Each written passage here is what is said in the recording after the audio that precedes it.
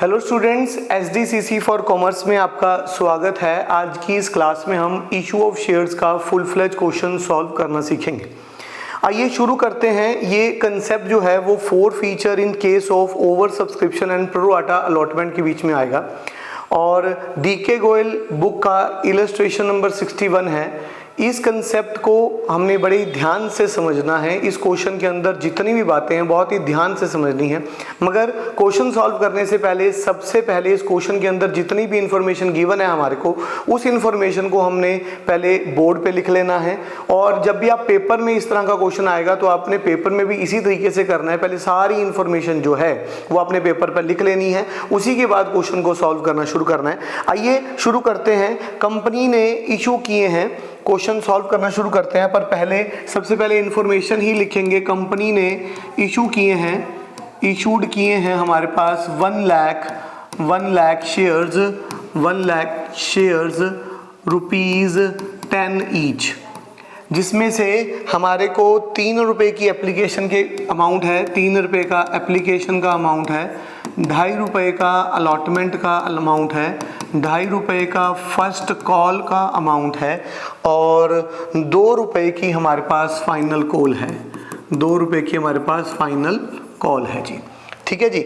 अब आगे बात करते हैं। लोगों ने अप्लाई कर दिया है, पब्लिक ने अप्लाइड कर दिया है 1,52,000 शेयर्स के लिए।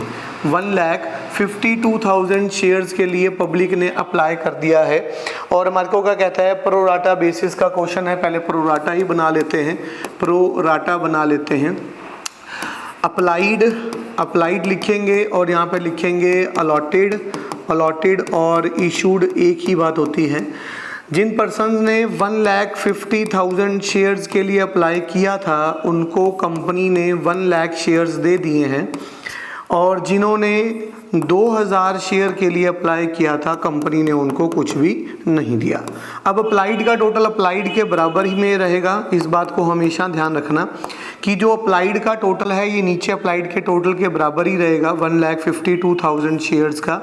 और जो अलॉटेड का टोटल है वो इशूड के बराबर रहेगा। तो यहाँ पे 1 लाख है और 1 लाख के बराबर ही यहाँ पर रहेगा। देख लीजिए एक बार ध्यान से, जो अलॉटेड है वो इशूड के बराबर रहेगा। इस चीज़ को टैली कर लिया कीजिए। जब आप इस चीज़ को टैली कर लेंगे तो आपको पता रहेगा कि हमारा प्रोराटा तक का जो कंसेप्ट है वो बिल्कुल ठीक ठाक बना है, कोई प्रॉब्लम वाली बात नहीं है। आगे क्या बात करते हैं, कह रहे कि सारे शेयर होल्डर ने पैसे दे दिए, सारे शेयर होल्डर ने पैसे दे दिए हैं, मगर उसमें से कोई एक शेयर होल्डर है, 1 शेयर होल्डर है हमारे पास, 1 शेयर होल्डर है जिसको हमने अलॉटेड किए थे 200 शेयर्स नॉट पे अलॉटमेंट मनी इसने पे नहीं की। ठीक है जी। मगर अलॉटमेंट के बाद ही हमने फोरफीट कर दिए शेयर्स, फोरफीटेड कर दिए शेयर्स, ये काम हो गया जी। फिर उसके बाद फर्स्ट कॉल मंगवाई, उसके बाद री इशू करने में हमारे पास क्या कंसेप्ट है, री इशू कैसे किया हमने, ध्यान से देखिएगा एक बार। री इशू के केस में उन्होंने हमारे को क्या इंफॉर्मेशन प्रोवाइड की है, उन्होंने @9 रुपीज़ 9 पर शेयर, ठीक है जी, ₹8 पेड अप, ये कंसेप्ट है जी।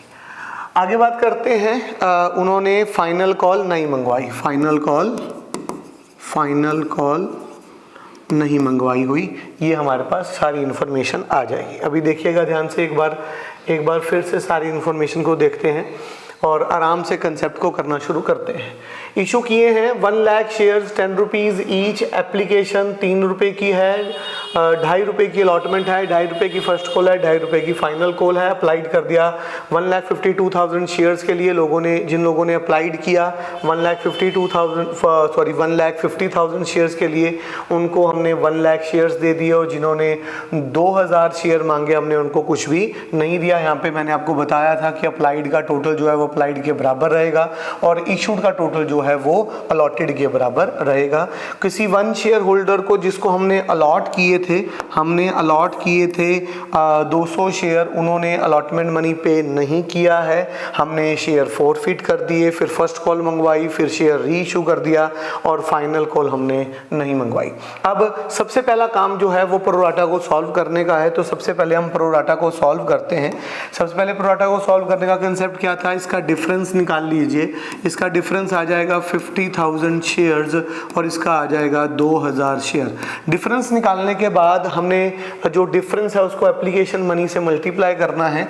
एप्लीकेशन मनी से मल्टीप्लाई कर दीजिए, मल्टीप्लाई 3 1,50,000 यहाँ पर आ जाएगा और यहाँ पर आपके पास 6,000 रुपये आ जाएगा। ये जो 6,000 रुपये हैं ये बैंक में डाल दिए जाएंगे, मतलब कि रिफ़ंड कर दिए जाएंगे। ये वाला पैसा रिफ़ंड कर दिया जाएगा और ये वाला पैसा एडजस्ट करना है, तो एडजस्ट करने को किस में एडजस्ट करेंगे, तो सबसे दूसरी कॉल है अलॉटमेंट की, तो अलॉटमेंट में ही एडजस्ट करेंगे। तो पहले अलॉटमेंट में जाके अलॉटमेंट में ये देखेंगे कि कितना पैसा एडजस्ट हो सकता है, उसी के हिसाब से एडजस्ट करेंगे। ठीक है जी। तो सबसे पहले पॉकेट चेक करते हैं। पॉकेट चेक कैसे करेंगे, इसको मल्टीप्लाई करते हैं इसके साथ, तो अगर देखेंगे तो 2.5 लाख रुपए एडजस्ट हो सकते हैं, 2.5 लाख रुपए एडजस्ट हो सकते हैं। हमने तो सिर्फ 1.5 लाख रुपया ही एडजस्ट करना है। अगर 1.5 लाख रुपए एडजस्ट करने हैं तो दैट मीन्स ये सारा के सारा पैसा जो है वो अलॉटमेंट में चला जाएगा। ठीक है जी। यहाँ तक तो अभी तक तो जैसे हम पहले क्वेश्चन को सॉल्व कर रहे थे वैसे ही क्वेश्चन को सॉल्व कर रहे हैं। इसमें हमने कुछ नया कंसेप्ट नहीं किया है, तो अभी इस क्वेश्चन में नया क्या है, सबसे पहली बात तो मैं आपको ये बता दूं कि इस क्वेश्चन में नया ये है कि सबसे पहले जब आप इससे पिछले क्वेश्चन कर रहे थे तो आपको कोई भी शेयर होल्डर पैसे नहीं देता था तो यहाँ पर अलॉटेड नहीं लिखा होता था, यहाँ पे अलॉटेड या अप्लाइड नहीं लिखा होता था। तो क्या लिखा होता था, यहाँ पे ये वर्ड नहीं होता था, सीधा 200 शेयर नॉट पे अलॉटमेंट मनी, इस तरह से टर्म होती थी हमारे पास। मगर अभी इस क्वेश्चन के जैसे अलॉटेड या फिर अप्लाइड वर्ड लिखा यहाँ पे आपको मिलेगा, तो इसका एक कंसेप्ट है, इसको सॉल्व करने का एक तरीका है जो हमें सॉल्व करना है। चलो, हमने प्रोराटा तो सॉल्व कर ही लिया है। प्रोराटा में हमने डिफरेंस निकाल लिया, डिफरेंस को हमने एप्लीकेशन मनी के साथ मल्टीप्लाई कर लिया है और अमाउंट को एडजस्ट भी कर लिया है कि कहां पर हमने अमाउंट को डालना है। इसके बाद बात करते हैं, तो सबसे पहले हम अपनी जर्नल एंट्री बना लें, हम अपनी एप्लीकेशन की जर्नल एंट्रीज बना लेते हैं और उसके बाद फिर आगे क्वेश्चन को कंटिन्यू करते हैं। तो हमें ये पता है कि सबसे पहली जो दो एंट्रियां हैं वो 1,52,000 शेयर से होंगी, 1,52,000 शेयर से होंगी और बाकी सारे का सारा क्वेश्चन 1 लाख शेयर से होगा जी। बड़े ध्यान से देखिएगा, हमारे पास एप्लीकेशन की जनरल एंट्रियां बनाते हैं। Bank account debit to share application account. ठीक है जी। कितने पैसे आ जाएंगे, 1,52,000 मल्टीप्लाई 3, 1,52,000 मल्टीप्लाई 3।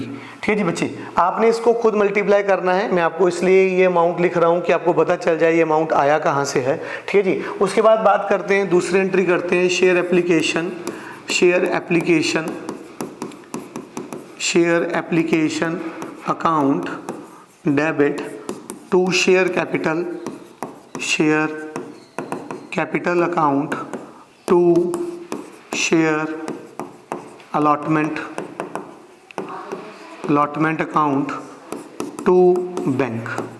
अब बड़े ध्यान से देखिएगा, अब इसमें जो बैंक वाला पैसा है जो बैंक वाला पैसा है, मतलब कि जो हमने रिफंड करना है वो वाला पैसा आ जाएगा। तो रिफंड का पैसा हमारे पास था 6,000 रुपये हमने रिफंड करने हैं और 1.5 लाख रुपए हमने अलॉटमेंट में एडजस्ट करने हैं। ठीक है जी, तो बड़े ध्यान से देखिएगा।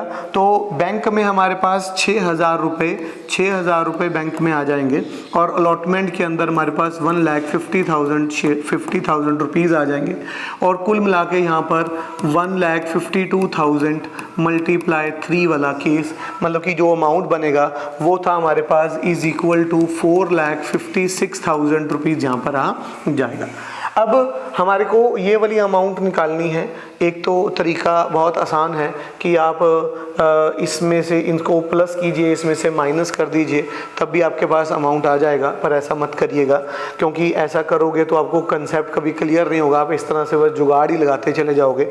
अब ये वाला अमाउंट, शेयर कैपिटल का अमाउंट हमारे को निकालना है। तो हमारे को पता है कि हमारे पास 1 लाख शेयर्स थे, 1 लाख शेयर्स थे, मल्टीप्लाई 3 कर देंगे तो हमारे पास 3 लाख रुपए जो हैं, 3 लाख रुपए जो हैं वो शेयर कैपिटल के निकल आएंगे। बड़े ध्यान से देखिएगा, हर चीज़ को ध्यान से समझिएगा।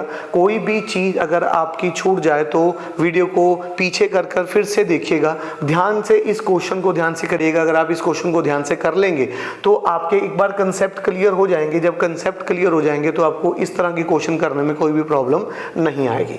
चलिए जी, हमारी 2 एंट्रीज पास आउट हो गई हैं। अब यहाँ पर भी अमाउंट लिखी दी है तो यहाँ पर भी अमाउंट लिख देते हैं। 4,56,000 यहाँ पर आ जाएगा और 4,56,000 यहाँ पर आ जाएगा जी। ठीक है जी, उसके अलावा हमारे पास और अब हमारे को अलॉटमेंट की अमाउंट निकालनी है।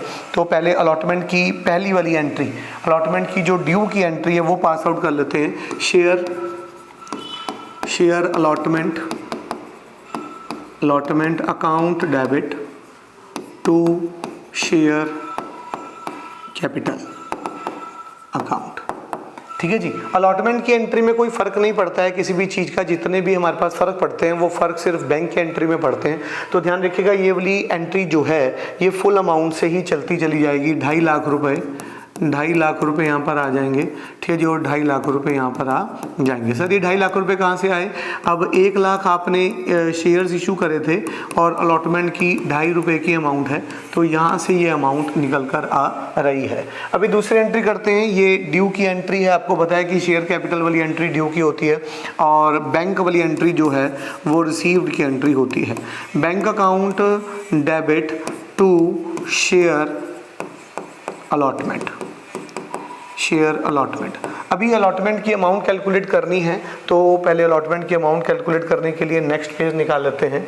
Calculation of allotment amount. अब हमारे को पता है कि 1 लाख शेयर्स हैं, 1 लाख शेयर्स हैं जिसके ऊपर 2.5 रुपए की अलॉटमेंट है। तो कुल मिलाकर हमारे को 2.5 लाख रुपए जो हैं वो अलॉटमेंट पे हमारे को मिलने थे। ठीक है जी, उसके बाद बात करते हैं जो एडजस्टेड अमाउंट हुआ वो था हमारे पास 1,50,000 रुपीज़ का। ठीक है जी, और अभी हमारे को अलॉटमेंट में जो है वो 1 लाख रुपए मिलना है। अलॉटमेंट में हमारे को 1 लाख रुपए हमारे को मिलना है।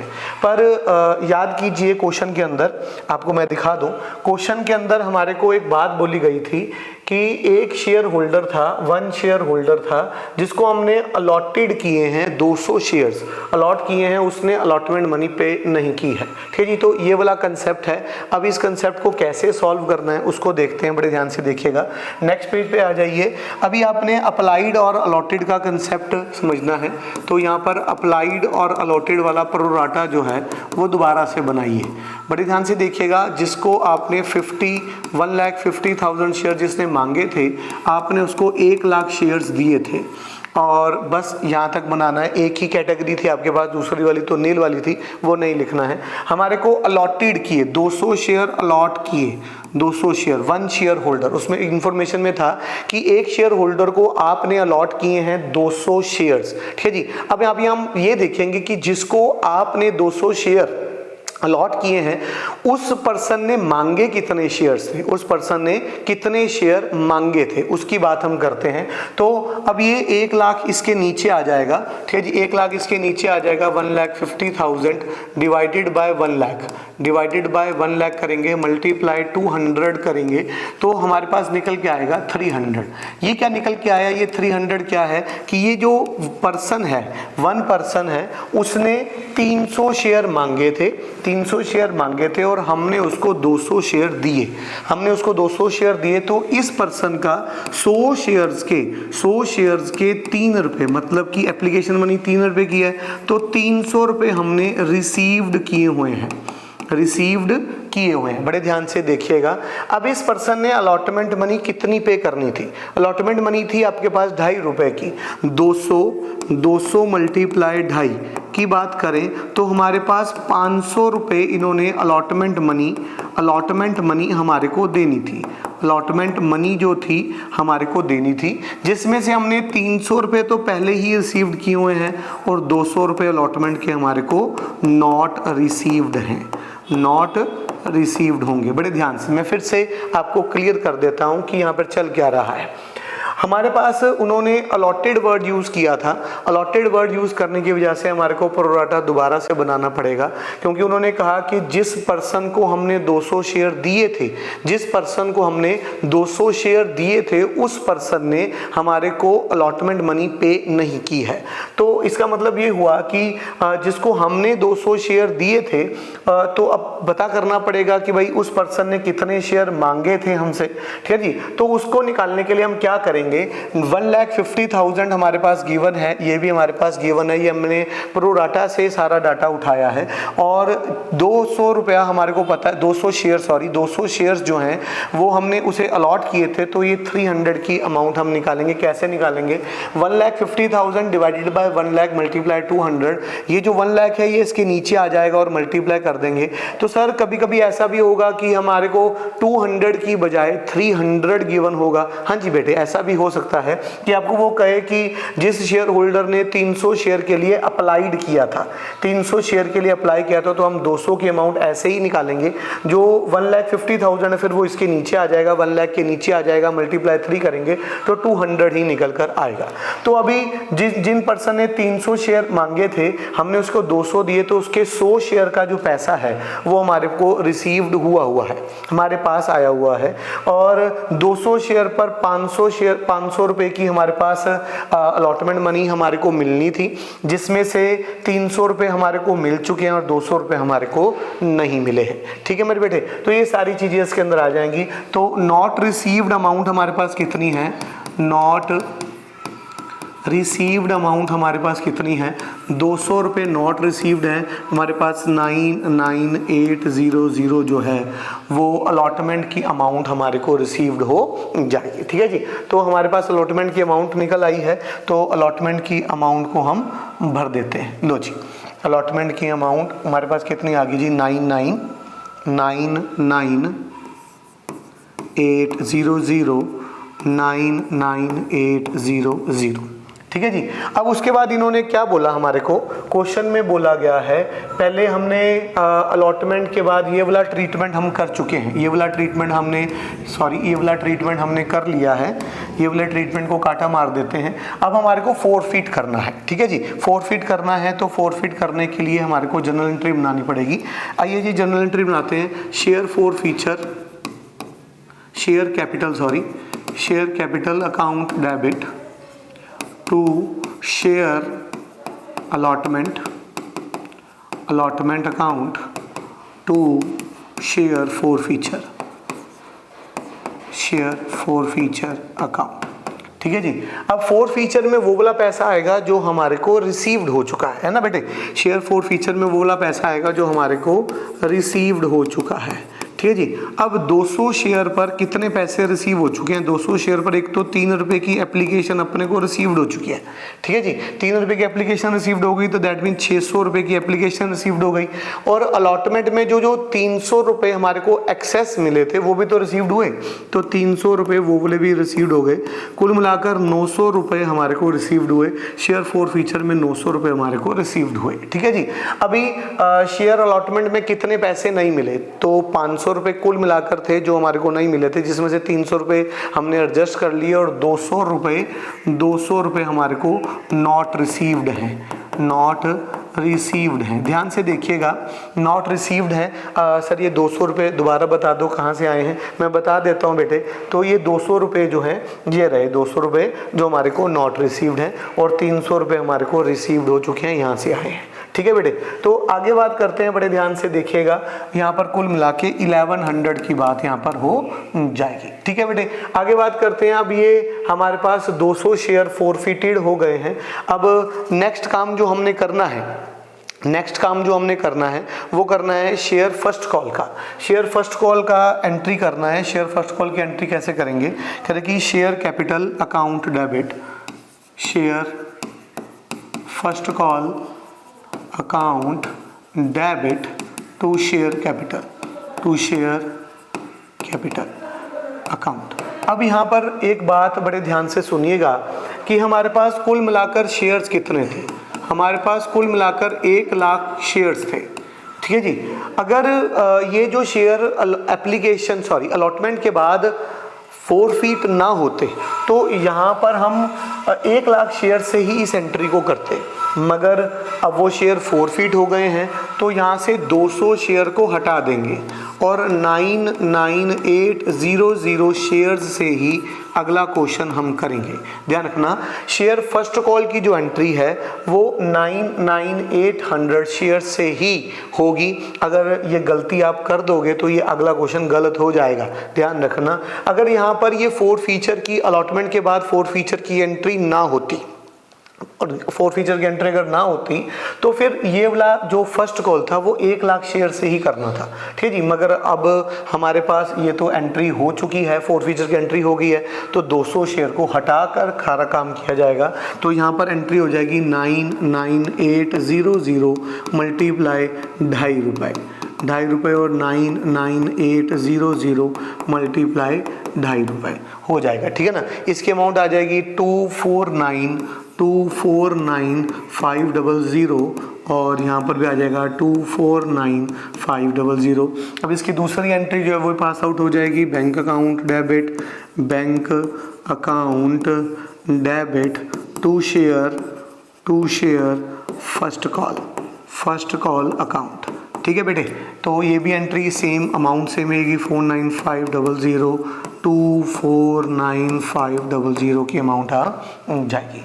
आगे बात करते हैं। हमने अभी ये सारे काम कर लिए हैं, सारे काम हो गए हैं। अभी आ गया जी री इशू करना है, हमारे को री इशू करना है। उन्होंने कहा कि 9 रुपये पर शेयर के हिसाब से री इशू करना है, 8 रुपये पेड अप, ठीक है जी। तो 8 रुपये पेड अप की बात अब यहाँ पर इस बात को ध्यान से समझेगा। अब सबसे पहली बात तो ये है कि हमारे पास फेस वैल्यू कितने की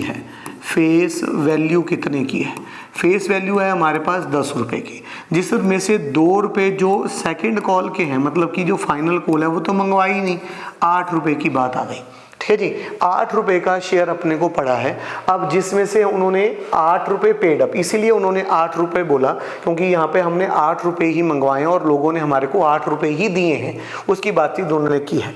अब बात करते हैं कि 8 रुपये हमने मंगवाए और हमको 8 रुपये ही मिले हैं, तो हमने 9 रुपये का शेयर बेचा, तो इसका मतलब क्या हुआ, 8 रुपये तो ये हुआ प्लस 1 रुपया क्या हुआ, प्रीमियम हुआ। जो हमने री इशू किया है वो प्रीमियम पर किया है, ध्यान रखना। सारे के सारे शेयर मतलब 200 के 200 शेयर जो हैं वो हमने प्रीमियम पर इशू कर दिए हैं। बड़े ध्यान से सारी इन्फॉर्मेशन को, एक एक बात को समझना बहुत ज़रूरी है। अगर बात को ध्यान से समझ लोगे तो आपको कंसेप्ट ईजी लगेगा, नहीं तो बाद में आपको दोबारा चीज़ देखनी पड़ेगी, दोबारा वीडियो ध्यान से देखना तो आपको और क्लियर होता चला जाएगा। बड़े ध्यान से देखिएगा। अब री इशू की एंट्री करते हैं, bank account debit to share capital account to security premium account. ठीक है जी।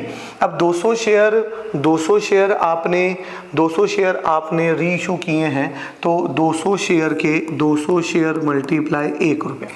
ठीक है जी, 1 रुपये का प्रीमियम है, तो अब आपके पास कितना आ जाएंगे, 200 रुपये आ जाएंगे। अब 200 मल्टीप्लाई 8 रुपये, 1600 रुपये आपके पास, 1600 रुपये आपके पास जो है वो शेयर कैपिटल की अमाउंट आ जाएगी।